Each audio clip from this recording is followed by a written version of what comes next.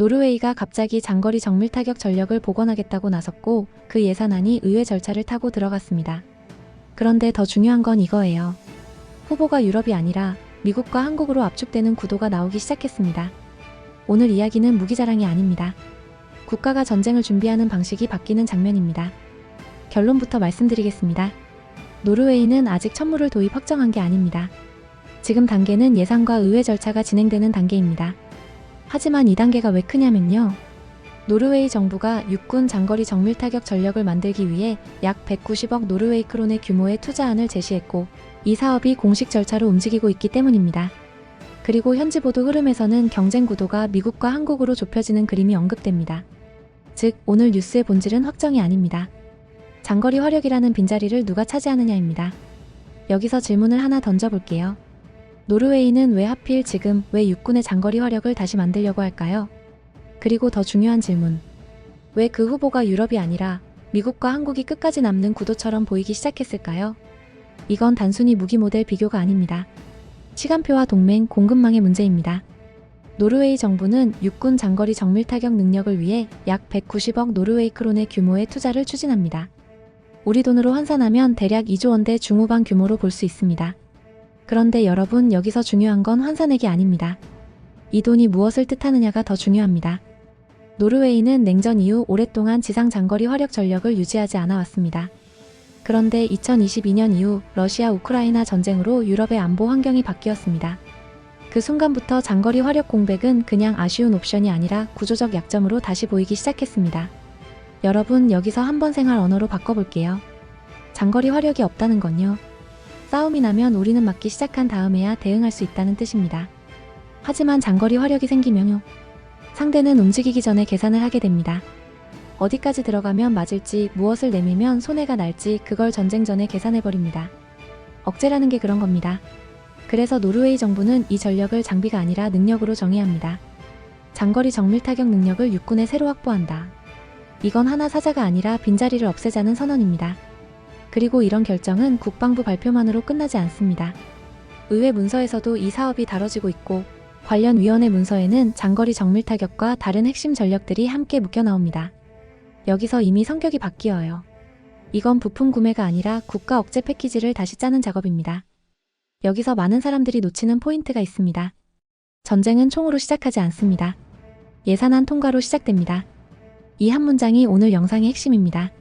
검토라고 다 같은 검토가 아닙니다. 인터넷 댓글에서 떠도는 검토는 루머지만 의회 문서로 돈이 붙는 검토는 현실입니다. 노르웨이 현지 보도에서는 정부 문서에 1월 중 계약 체결을 목표로 한 계획이 담겼다는 내용도 언급됩니다. 물론 최종 확정은 본회의와 후속 절차 이후입니다. 하지만 방향성은 분명합니다. 노르웨이는 지금 가능하면 빨리로 들어갔습니다. 자, 이제 분위기가 달라졌죠. 이쯤에서 중요한 질문이 생깁니다. 노르웨이는 왜 이렇게 서두를까요? 답은 간단합니다. 장거리 화력은 늦게 갖추면 갖춘 게 아니라 놓친 것이 되기 때문입니다. 전쟁의 창은 기다려주지 않습니다. 그리고 여기서 오늘의 대반전이 시작됩니다. 도입 후보가 유럽이 아니라 미국과 한국으로 좁혀지는 구도가 언급된다는 점입니다. 노르웨이 현지 보도 흐름에서는 독일 업체가 경쟁에서 제외됐다는 언급과 함께 정치권 논쟁이 이어졌다는 내용도 나옵니다. 여러분, 이게 왜 큰 장면이냐면요. 유럽 국가가 전력을 복원할 때 유럽 업체가 빠지는 순간은 흔치 않습니다. 이건 감정 문제가 아니라 시간표와 구조의 문제입니다.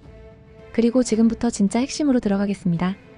노르웨이가 장거리 화력을 복원하는 과정에서 끝까지 남는 후보가 누구냐는 것은 그 자체로 세계 조달 질서의 신호가 됩니다. 여기서부터는 무기 이름이 아니라 기준이 바뀌는 장면을 봐야 합니다.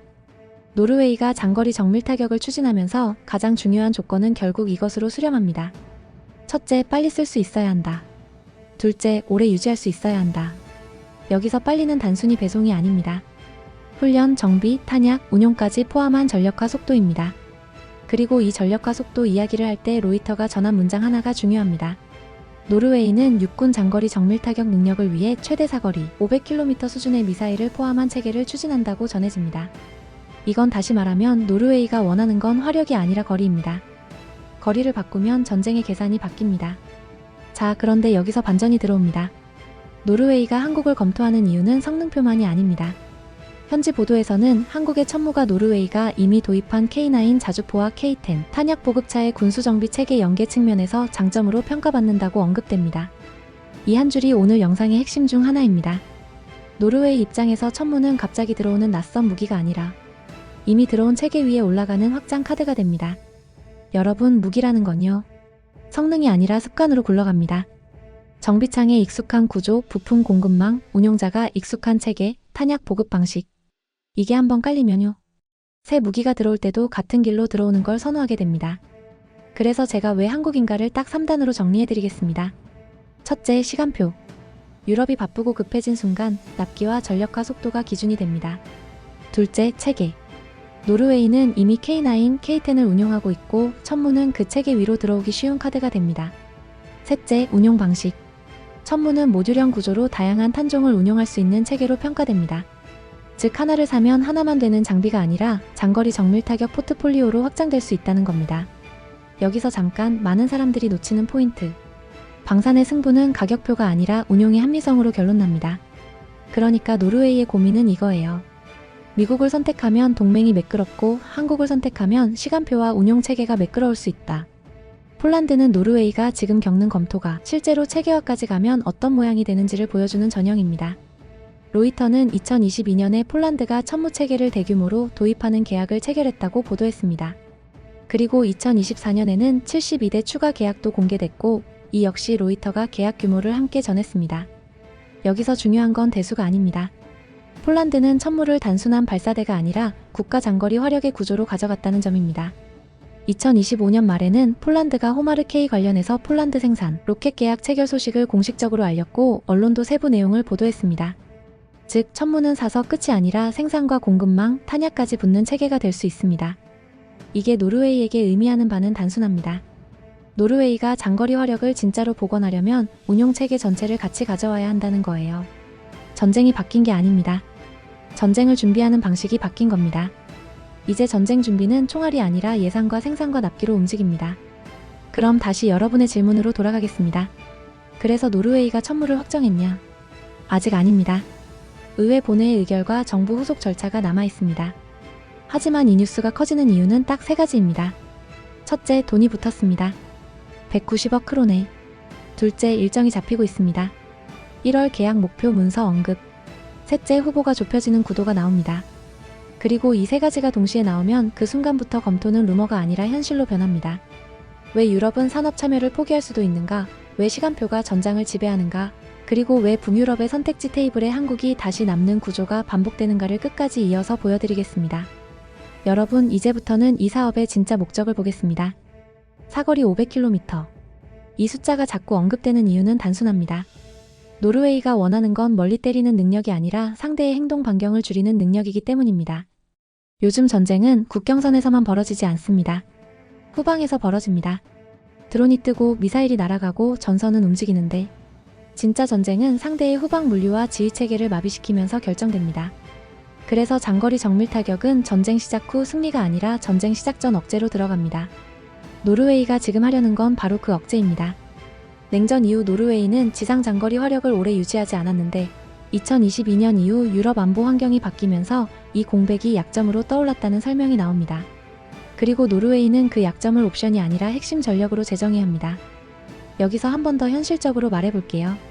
노르웨이에게 장거리 화력은 남의 전쟁을 돕는 무기가 아니라 우리 땅에 대한 침입을 고민하게 만드는 무기입니다. 상대가 들어오기 전에 들어왔을 때의 비용을 계산하게 만드는 겁니다. 자, 여기서 사람들이 흔히 하는 오해가 하나 있습니다. 장거리 화력을 복원하면 그냥 발사대 몇 대를 가져오면 되는 것 아니냐? 아닙니다.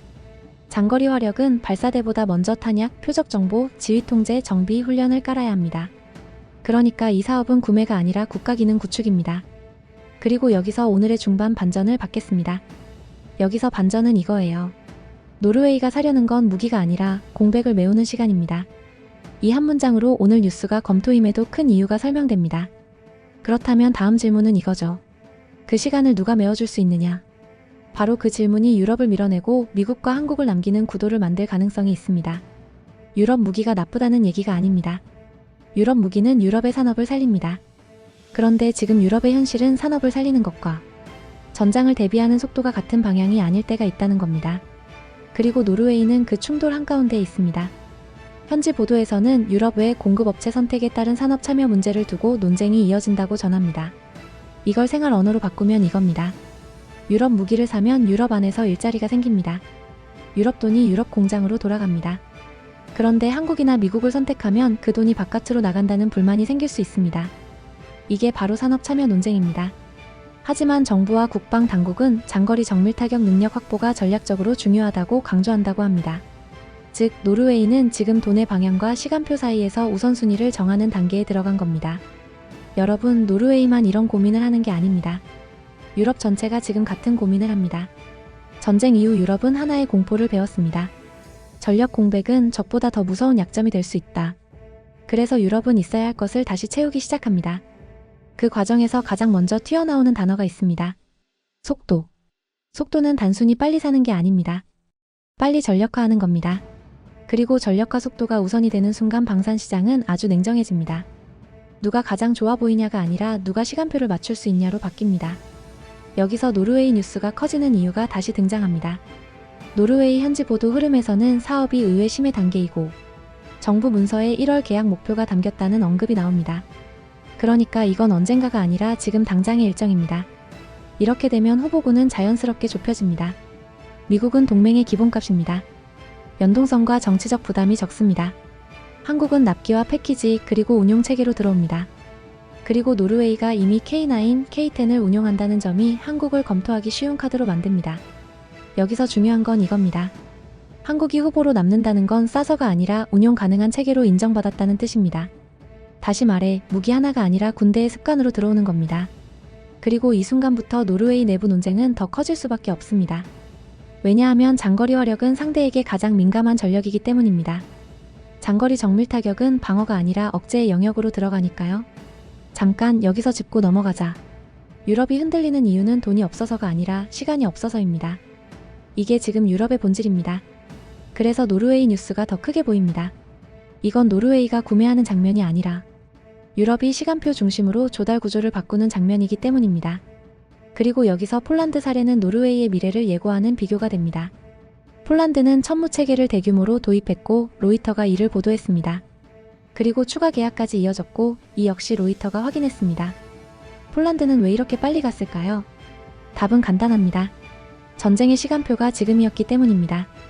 그리고 폴란드는 단순히 도입에서 멈추지 않고 생산과 탄약 공급망으로 확장하는 흐름도 나옵니다. 이게 시사하는 건 하나입니다.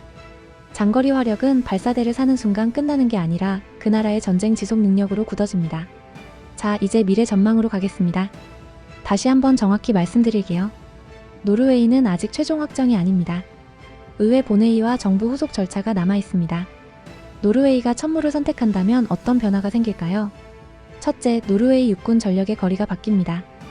로이터가 언급한 500km급 장거리 타격 능력 같은 목표는 단순한 장비 교체가 아니라 작전 개념을 바꾸는 겁니다. 둘째, 노르웨이는 한국 체계 확장형으로 굳어질 가능성이 생깁니다. 왜냐하면 노르웨이는 이미 K9과 K10을 운용하고 있고 현지 보도에서는 천무가 군수정비 연계 측면에서 장점으로 거론된다고 합니다. 이건 단순히 또 한국산 샀다가 아니에요. 노르웨이의 지상 전력 운영 체계 안에서 한국 장비가 하나의 라인으로 고정될 수 있다는 뜻입니다. 셋째, 북유럽에서 한국 방산의 위치가 바뀝니다. 지금까지는 폴란드가 대표적 상징이었다면 노르웨이가 들어오는 순간 이건 동유럽만의 선택이 아니라 북유럽까지 확장된 사례가 될 수 있습니다. 그렇다고 무조건 좋은 일만 생기냐? 그건 아닙니다. 여기서부터가 현실입니다. 장거리 정밀 타격 체계는 상대가 가장 민감하게 반응하는 전력입니다. 그래서 이 체계를 가진 국가는 억제력을 얻는 동시에 외교안보 계산의 중심에 서게 됩니다. 그리고 노르웨이 내부에서도 유럽 외 공급업체 선택을 두고 논쟁이 있다는 보도는 한국 입장에서도 하나의 신호가 됩니다. 앞으로 유럽 시장에서 한국 방산이 들어갈수록 산업 참여, 공동생산, 기술 협력 같은 요구가 따라붙을 가능성이 커집니다. 즉, 기회는 커지지만 요구도 커집니다. 그리고 여기서 한국이 얻어야 하는 건 단기 계약이 아니라 장기 자리입니다. 마지막으로 오늘 이야기를 딱 한 문장으로 마무리하겠습니다. 노르웨이는 아직 천무를 확정하지 않았지만 장거리 화력이라는 빈자리를 되살리는 과정에서 미국과 한국이 끝까지 남는 구도가 거론된다는 사실 자체가 이미 조달 구조가 바뀌고 있다는 신호입니다. 이런 국제 뉴스는 단발이 아니라 흐름으로 이어집니다. 다음 연결까지 바로 이어서 분석할 테니까 구독해두세요. K아우라와 함께라면 세계는 단순히 뉴스가 아니라 구조로 보입니다. 여러분의 의견은 어떠신가요? 자유롭게 댓글로 남겨주세요.